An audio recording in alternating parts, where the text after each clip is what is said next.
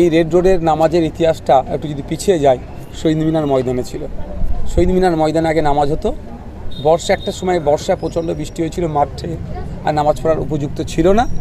সম্ভবত জ্যোতিবাবু আর্মিদের সাথে কথা বলে এই শহীদ মিনার থেকে রেড রোডে নিয়ে এসেছিল। আবার আর্মিদের পরামর্শে খেলাফত কমিটির সাথে আলোচনা করে ওরা আবার রেড রোড থেকে ব্রিগেড ময়দানে গেল।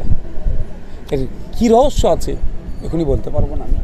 এবারে কুরবানি নিয়ে হুমায়ুন কবির তো হুঙ্কার দিলেন যে কোনো মাইল লাল থাকলে আটকে দেখাকে এই কুরবানি আমরা মুর্শিদাবাদে করে দেখাবো। এতে আরও মানুষের মধ্যে একটা সমস্যা বা হিন্দু মুসলিমের একটা বিভ্রান্ত সৃষ্টি হতে পারে না। কে কীভাবে বলছে বলতে পারবো না, আমি এতটুকুই বলবো আইনকে মান্যতা দিয়ে চলতে হবে। আইনটা যদি আপনার আমার পছন্দ না হয় আইনটাকে চ্যালেঞ্জ করতে হবে।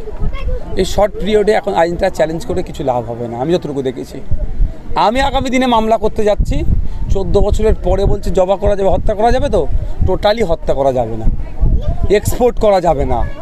ওই এখানে খেলে অপরাধ, আর বিদেশের মানুষ খেলে সেটা অপরাধ নয়, কামাচ্ছে। ভারতবর্ষে থেকে টপ 10 এক্সপোর্টার যদি দেখেন সব কটাই নন মুসলিম। উত্তরপ্রদেশের সব থেকে বড় এক্সপোর্টার যিনি আল কাবির সম্ভবত, সে নন মুসলিম এবং ব্রাহ্মণ সমাজের মানুষ। আর এখানে এই গোহত্যা নিয়ে, গরু জবাইকে নিয়ে, গরু বলিকে দেওয়া নিয়ে হিন্দু মুসলমানের মধ্যে একটা বিভ্রান্ত তৈরি করার চেষ্টা করা হচ্ছে, সম্প্রীতিকে বিনষ্ট করার চেষ্টা করা হচ্ছে। পশ্চিমবাংলার মুসলিম সমাজের একটা হেভি অংশের মানুষ এবারে তারা ডিসাইড করে নিয়েছে গরুকে তারা জবাই করবেই না। 14 বছরের ঊর্ধ্বে নিচের কোনো প্রশ্নই আসছে না। তাদের যে ডিসিশান নিয়েছে সেটারও আমি বিরোধিতা করব না।